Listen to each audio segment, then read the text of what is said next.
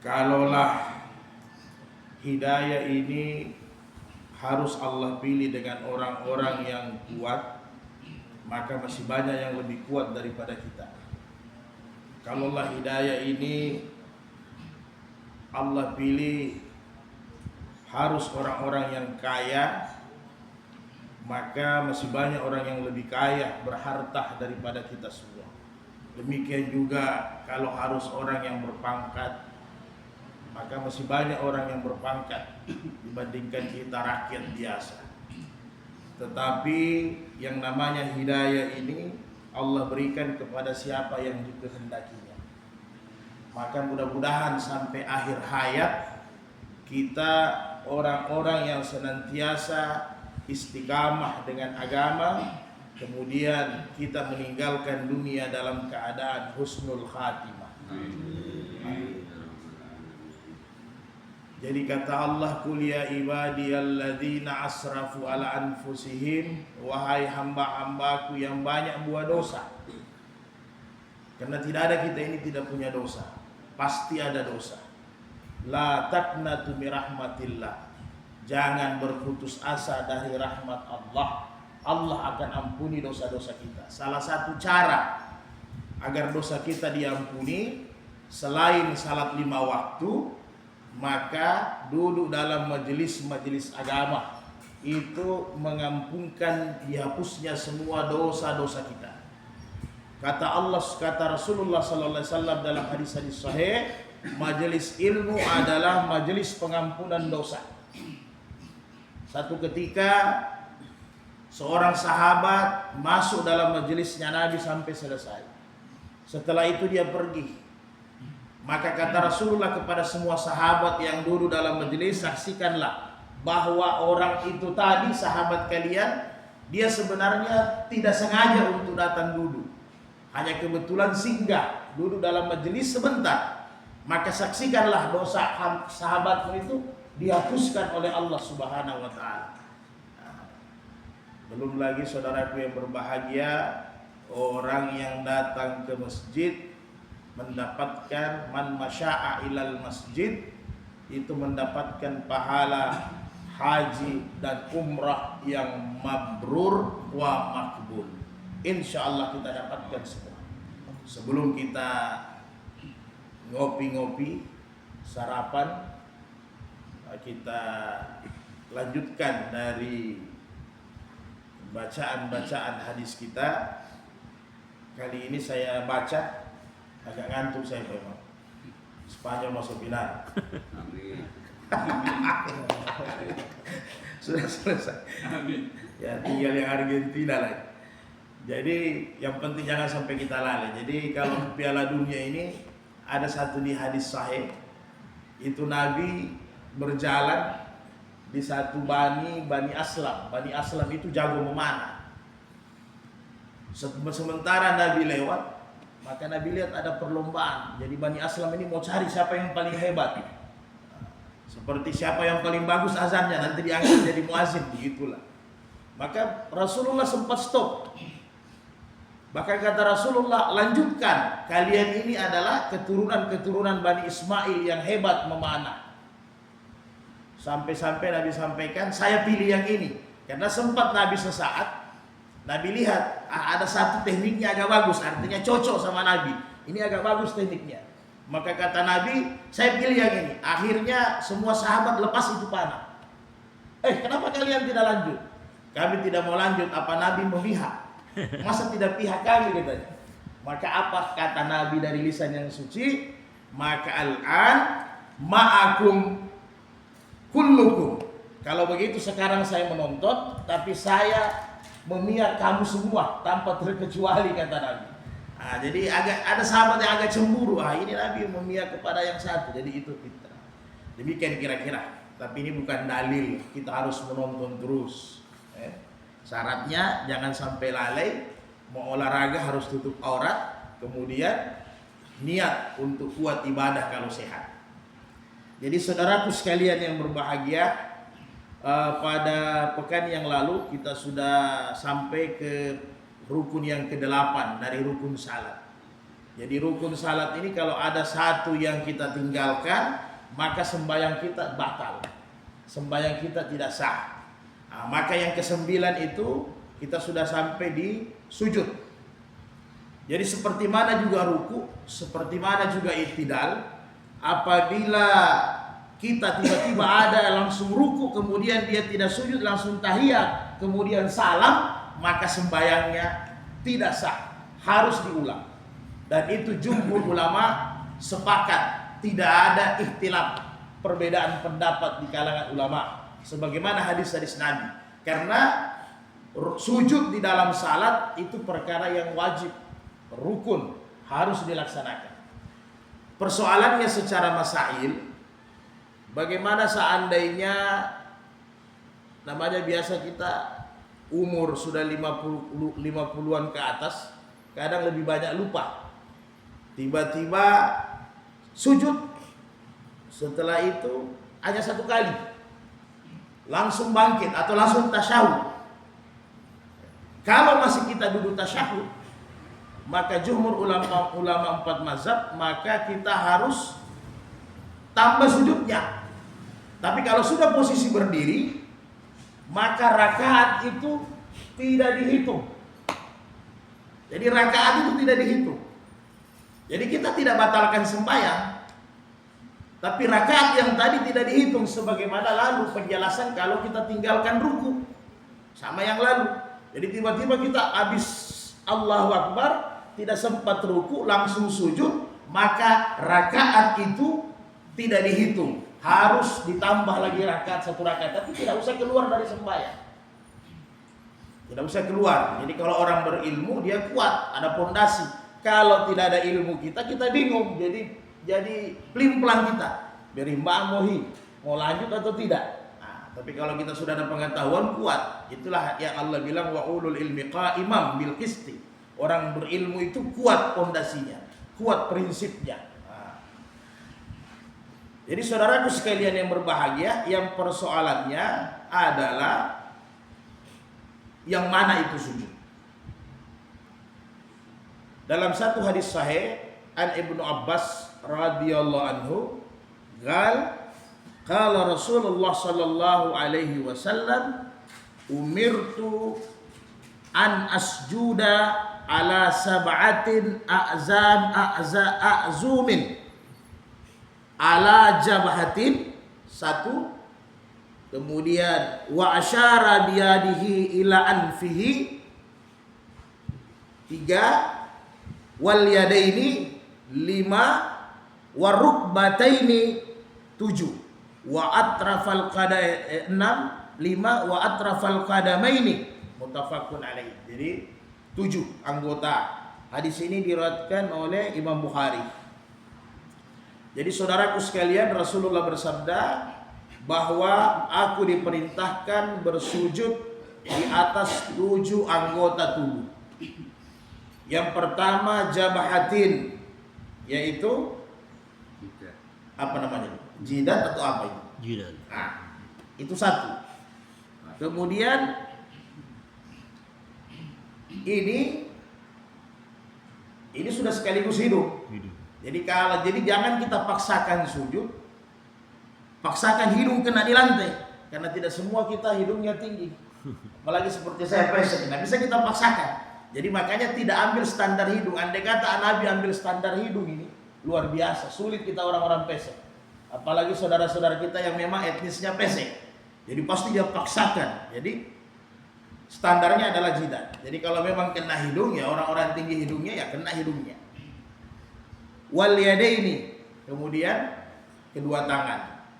Kemudian warukbataini, lutut, kedua lutut. Wa atrafal qadamaini, ujung kedua kaki. Jadi 7 tempat itulah. Jadi apabila 7 ini tidak ada, jadi bukan tidak sah, tidak sempurna. Jadi jelas keutamaan kurang. Ya umpamanya, karena pasti kecuali orang yang memang keterbatasan, kakinya sudah tidak ada satu, tangannya tidak ada satu, jadi tidak lengkap 7. Tapi kalau disengaja, ya itu tidak sempurna. Disengaja angkat kakinya satu, bukan begitu cara sujud. Disengaja angkat tangannya satu ketika sujud, jadi bukan begitu cara sujud. Nah, jadi 7 tempat itulah. Jadi sehingga ada pendapat, tapi pendapat ini minoritas di kalangan ulama, itu 8 karena hidung. Ternyata penjelasan hidung menurut 4 jumhur ulama, Imam Syafi'i, Imam Ahmad bin Hambal, bahwa hidung itu masuk di jidat, jadi bukan standar untuk pakai ruku. Kemudian anna Rasulullah SAW kana salla wa sajada faraja baina yadayhi hatta yabdu'u bayadu ibta'ihi, mutafakkun alaih. Hadis Bukhari Muslim juga. Jadi sifat sujudnya Nabi itu setelah 7 anggota tadi, itu posisinya kedua tangan agak diangkat sedikit. Jadi dalam hadis-hadis sahih lain, jangan kalian sujud seperti anjing, ya, ditegur Pak kalau ada yang begitu sujudnya tangannya.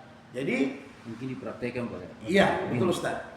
Nah, ini tidak seperti boleh. Mana ini Pak Tinsar? Ini tidak boleh. Ini seperti anjing. Tidak bisa begini kita sujud. Ditegur Pak. Itu kewajiban kita. Ya, apalagi kalau sudah mungkin nalenge siang-siang kan. Akhirnya kita, nah ini siku. Jadi sikunya diangkat, kata Rasulullah itu mengangkat sikunya sampai kalau Nabi mufarridan salat sendiri itu hampir-hampir ketiaknya itu kelihatan putih. Kenapa? Karena memang nanti kalau di bab libas, di bab pakaian, sifat pakaian Nabi itu memang bukan seperti begini.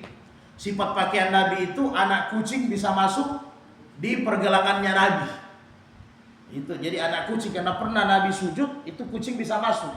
Jadi kalau Nabi sendiri ini mufarridan. Jadi menurut Ibnu Hajar al-Asqalani, apabila kita salat mufarridan, kalau kita salat sendiri. Tapi kalau salat kita berjamaah, sebagaimana hadis-hadis sahih berlapang-lapang. Jangan kita salat berjamaah, kita pakai juga yang begini. Akhirnya sana kena muka, sini kena muka. Habis salam baku sapi. Nah, jadi tidak demikian ya. Jadi tinggal kita pandai-pandai. Nah, ini utamanya menjulur seperti anjing ini banyak Pak. Kita tegur, tinggal disampaikan, panggil pelan-pelan. Saudara, kayaknya Anda sudah betul tapi belum tepat. Nah, yang tepatnya kira-kira diangkat sikunya. Ya, ini panjang penjelasannya. Kalau penjelasan jumhur seperti Imam Abu Hanifah, Imam Malik di sini katakan bahwa kalau untuk perempuan maka jangan dibuka, direnggangkan, agak tutup masuk, tapi tetap siku harus terangkat. Ya, siku tetap harus terangkat. Ini sudah kita ringkas-ringkas Pak ya. Jadi Nabi itu apabila sujud ininya dirapatkan. Idza sajadta fada'a kafaika. Dirapatkan wa arfa mirf. Jadi ini agak rapat, jadi tidak terbuka. Lain yang lalu kita bahas ruku. Kalau ruku jumhur ulama, Imam Syafi'i utama dengan Imam Ahmad ini harus dibuka, pegang lutut, terbuka ini. Jadi jangan dikasih rapat, ini terbuka, genggam ini lutut. Nah, kemudian kalau ya, kana idza raka'a fauju baina asabiyahu. Kemudian wa idza sajadta damma asabiyahu. Di ketika sujud ini agak ditutup. Jadi jangan dibuka begini. Ini agak ditutup. Iya.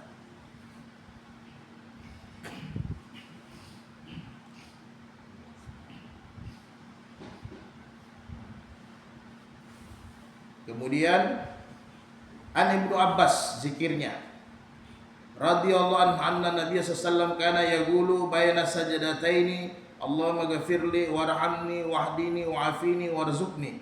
Rawahu arba'ah illa Nasai, kecuali Imam Nasai. Semua ulama hadis kecuali Imam Nasai, dan hadis ini disahihkan oleh wasahihahu al-Hakim, disahihkan oleh Hakim. Bahwa Rasulullah apabila duduk di antara dua sujud, kalau sujud kan lalu sudah kita bahas, sama dengan doanya di ruku. Bisa dipakai Allah subhanakallahumma wa bihamdika Allahumma ghafirli, boleh. Kemudian boleh juga dipakai subhana rabbil a'la, boleh juga dipakai subhana rabbil a'la wa bihamdi. Silahkan. Minimal subhanallah juga sah. Jadi 4 macam boleh kita pakai. Kemudian berapa kali marratan boleh, 1 kali marrataini boleh, 2 kali boleh, salah sama marratain, 3 kali boleh, 7 kali boleh, 12 kali boleh, semua ada dasarnya. Semua sahih. Jadi tinggal pilih. Jadi kalau kita salat sunat di masjid, jangan yang pakai 7 kali. pakai yang 1-2 kali saja, apalagi kalau ada jam iqamah. Nah, jadi kita harus juga, karena jam iqamah itu konsensus, kesepakatan mungkin. Walaupun kita tidak sirik dengan jam, tapi kalau sudah kesepakatan ya harus ditaati. Kalau sudah kita masuk di masjid, di situ tinggal 1 menit, jangan paksa salat sunat lah ya.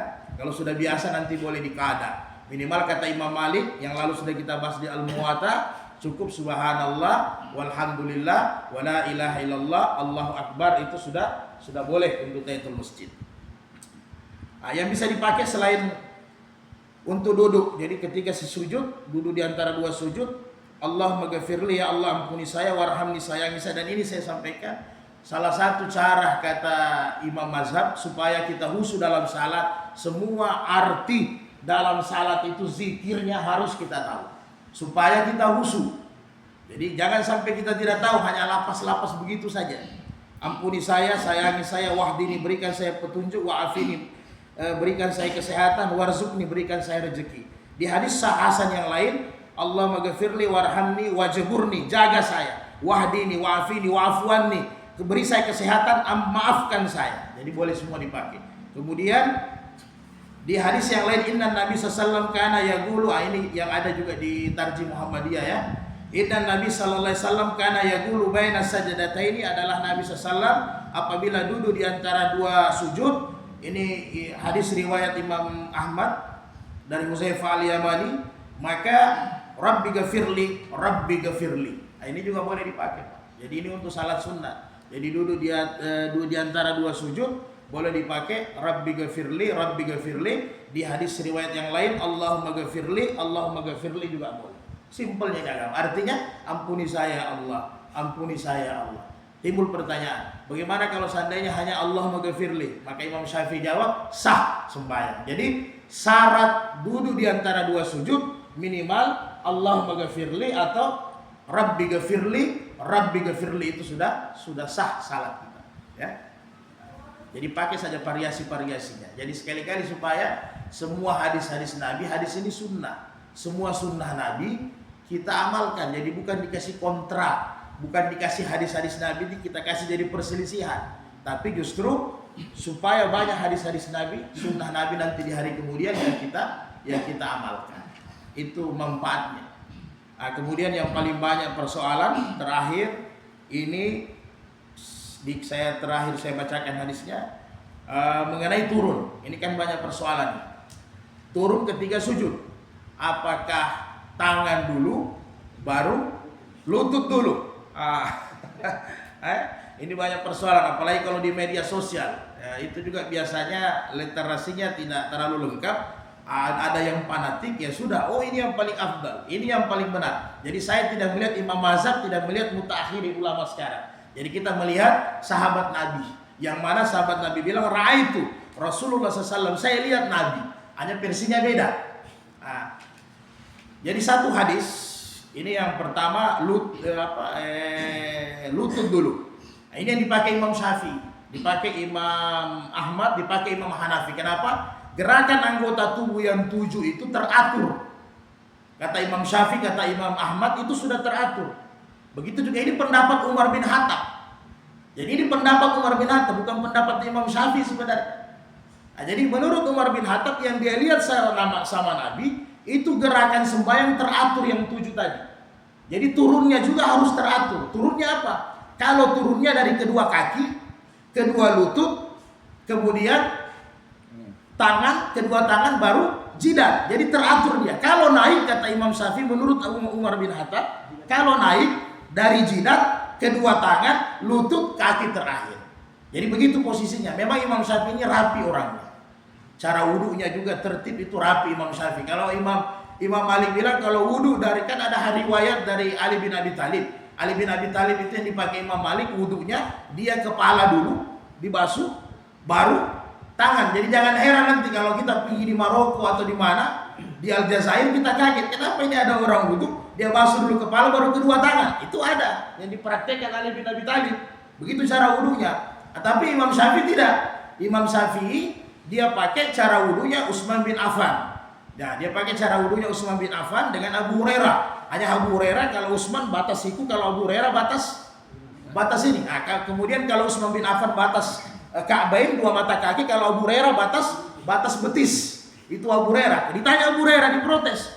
Kenapa ente wudu harus sampai sini, harus sampai betis? Keluar hadis Nabi yang sahih bahwa di hari kemudian bekas wudu itu sebagai cahaya. Panjangkanlah bekas-bekas wudu kalian. Maka kata Abu Hurairah, saya ingin bekas wudu saya panjang. Nah, jangan nanti ada lagi mazhab mutaakhirin ya mandi lagi wudu. Nah, juga begitu kan? Nah, jadi itulah pendapat, semua bisa dipakai. Tapi kalau Imam Syafi'i rata-rata itu tertib. Nah, jadi itu menurut Imam Syafi'i satu hadis idza sajada ahadukum fala yabruk. Ini sebenarnya sama kama yabruk ba'ir. Apabila kalian sujud jangan kalian turun seperti mana turunnya onta kalau mau duduk. Nah, menurut riwayat Abu Hurairah ini wal yadaihi gabla rukbataihi. Makanya kalian jangan seperti onta, lutut dulu baru tangan, kata Abu Hurairah. Nah, dalam riwayat Abu Hurairah yang lain wal yadaihi gabla rukbataihi. Jadi kata Abu Hurairah justru riwayat yang lain yang diriwayatkan bahwa didahulukan tangan baru kedua lutut. Nah, ini diperjelas sama Imam Abu Hanifah. Jadi maksudnya begini. Kata Imam Hambal, dua-dua diambil. Jadi maksudnya Imam Hambal begini. Jangan seperti unta, bukan masalah lutut dengan tangannya, tapi kepala ini jangan menjoros ke sana. Nah, ini di luar kita kalau yang sakit-sakit Pak ya. Nah, alhamdulillah ada 2 versi hadisnya saya bisa pakai tangan. Nah, kalau tidak ada sakit ya jangan. Nah, jadi kata Imam Ahmad yang ditakuti begini, terlalu begini. Jadi kita terlalu lain kalau memang sakit. Ini sudah seperti main-main kita sembahyang, belum ada tumanina itidal bagus, ya kan? Belum ada itidal bagus, kita dari ruku begini langsung. Nah, ini. Atau juga kata Imam Ahmad bisa juga bukan tangan, bisa juga lutut. Baru begini langsung. Maksudnya dia bagai lutut, tapi tidak ada tumaninanya. Nah, ini yang tidak dibenarkan menurut Imam Ahmad, jalan tengahnya. Jadi maksudnya harus ada ittidal. Karena kedua hadis ini yang riwayatkan sama Abu Hurairah yang lihat Nabi. Kemudian hadisnya derajatnya sama walaupun mutaakhirin itu hebatnya ulama mutaakhirin suka daifkan hadis ya. Nah, tapi bagus juga. Jadi kadang padahal ulama-ulama dulu tidak berkomentar tentang itu hadis. Jadi kalau ada dia pakai pendapatnya, hadis lain dia tidak berkomentar. Nah, kalau ulama-ulama sekarang mana yang dia pakai, yang dia tidak pakai daif dia bilang. Nah, tapi tidak usah kita pusing. Makanya harus kembali kepada sahabat dengan imam mazhab. Jadi aman kita. Tidak perlu terlalu banyak yang kita dengar. Nah, itu wajar. Namanya orang fanatik kan. Nah, biasa jalur sini jalur seperti kunut. Memang menurut 3 mazhab hadisnya daif, tapi dia ambil jalur satu. Imam Syafi'i ambil jalur yang lain, begitu kira-kira. Nah, kemudian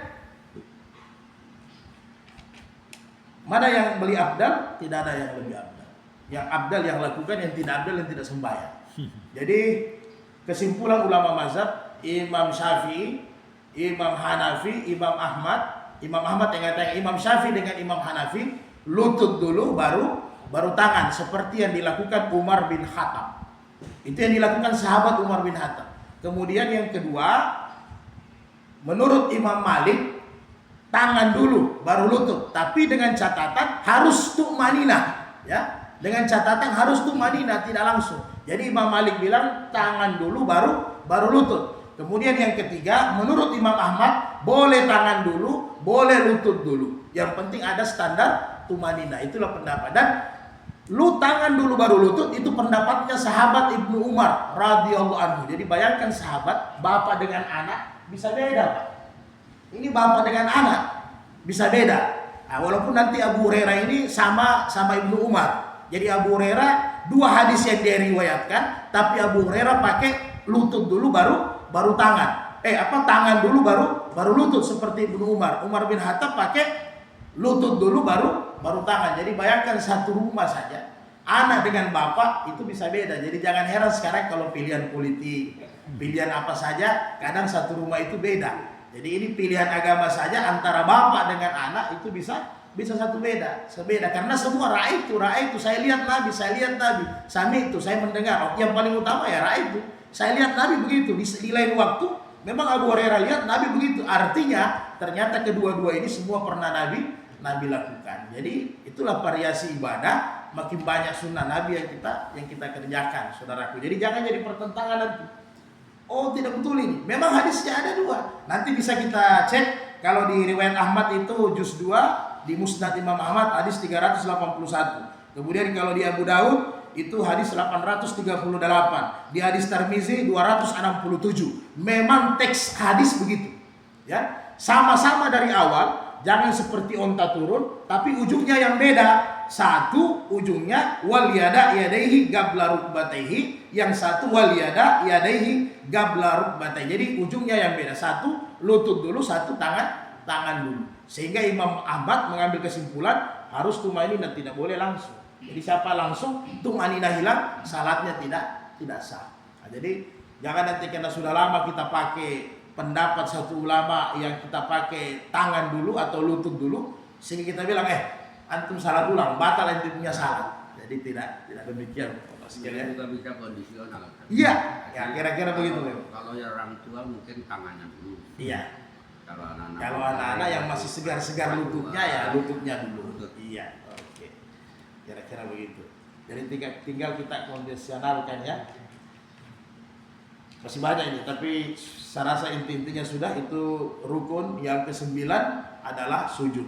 Jadi apabila sujud tidak ada, batal sembahyang. Kemudian bagaimana caranya sujud tidak ada, kita sujud sahwi? Ya seperti tadi, kita lupa, kita ragu. Maka ini dikatakan Imam Syafi'i. Ini kalau kita ragu dalam sembahyang ya. Imam Syafi'i bilang, kalau kita ragu dalam sembahyang seperti hadis sahih, ambil yang qadrun qalil, yang paling sedikit. Hitungan yang paling sedikit. Jangan ambil hitungan yang paling banyak, nanti bahaya kita. Begitu juga jumlah rakaat. Jadi kalau kita sudah ragu ini 3, 4, ambil hitungan yang paling kecil. Oh baru 3, kuatkan dalam hati baru 3. Jadi sehingga kata Nabi, apabila tepat, alhamdulillah. Kalau tidak tepat juga sempurna, sudah ikut sunnah. Jadi ambil bilangan yang paling kecil.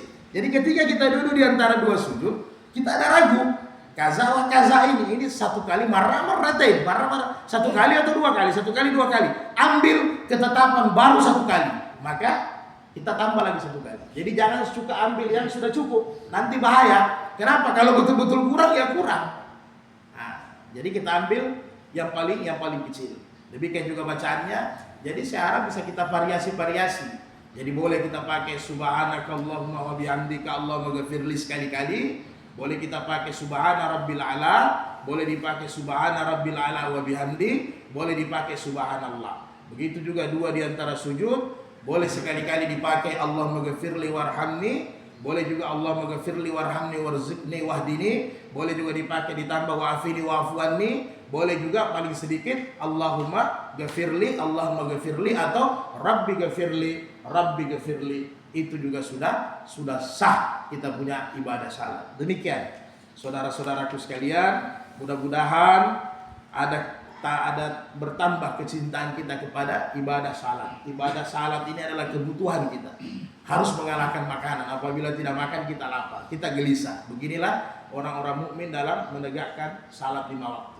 Mudah-mudahan kita azam, kita jaga salat 5 waktu kita sampai akhir hayat kita. Maka inilah yang menemani kita nanti di alam barzah. Bahkan menemani kita sementara sakaratul maut naza, menemani kita di alam barzah, menemani kita di padang mahsyar, dan memperberat, kata Nabi, salat itu memperberat timbangan mizan nanti di hari kemudian. Dan salat itu adalah identitas KTP-nya umat Islam. Siapa yang ada salat berarti dia ada KTP nanti di hari kemudian. Siapa tidak ada salat berarti la najata wala burhana yaumal qiyamah. Dia tidak mendapatkan petunjuk, tidak mendapatkan cahaya di hari kemudian kelak. Amin ya rabbal alamin. Mudah-mudahan Allah matikan kita ketika ruku, ketika sujud, ketika takbir, ketika menyebut nama Allah Subhanahu wa taala. Subhanallah bihamdika asyhadu an la ilaha anta nastaghfiruka wa natubu ilaik. Allah musta'an wal mustaka. Summa assalamu alaikum warahmatullahi wabarakatuh. Waalaikumsalam. Gila melengket itu bola. Ini fakta final sekarang. Iya kalau yang gila itu. Ini kalau kualitas ini. Iya. Betul. Ah, gitu Pak ya? Ya iya. Kalau kan sebenarnya ini yang harus kita ambil. Hah? Tapi mau aja ini lah sih. Bapak tua. Langsung masuk pas kita lihat 2-0 sudah juga. Biarkan beliau yang baru over dia tuh. Orang dapat mau main game Mbappe tidak bisa disentuh tapi stres Pak sampai kartu kuning. Tidak bisa bagaimana? Saya sudah bilang kalau main dengan Spanyol jangan kasih bola. Sebenarnya 3 pos sudah bilang. Kayak pertahanan Ini Palu Putra. bawa punya ini.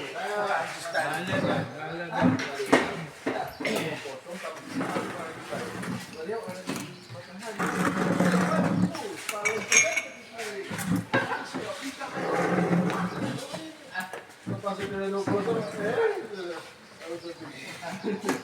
Waduh. Tapi biarlah, yang penting jangan dia bisa kalah aja Sadar. 2-0 dia sadar. Dia bisa dia kalah aja. Dia bisa. Tapi sudah juara dia. Kalau dia sudah dia kalah, dia dapat mainan Prancis. Tidak, Prancis ya. Kalau mau lawan Spanyol jangan kasih bola juga Spanyol. Kalau Spanyol kasih bola setengah mati. Kehabisan napas orang. Tidak.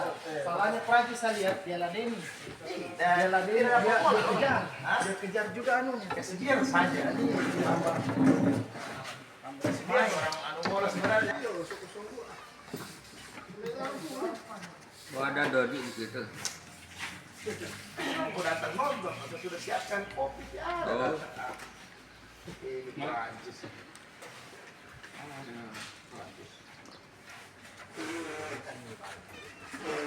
Yang perlu difoto ini Pak Ishak yang jarang muncul ini. Sibuk Pak Ishak terus. Ibu, kaki anu kok ini kadang-kadang datangan dulu. Kalau keluar data. Mesti dekat rumah itu dia, makanya saya bawa itu anu. Sudah oh, ya anu ini. Bawa itu tas aku ini. Berapa mesti saya lewati kemarin. Saya kejar mau ke kita, ternyata mati di batu itu. Bayangkan, itu terus jalan. Iya, saya keluar. Babak pertama tidak ada surti. Babak pertama tidak ada surti.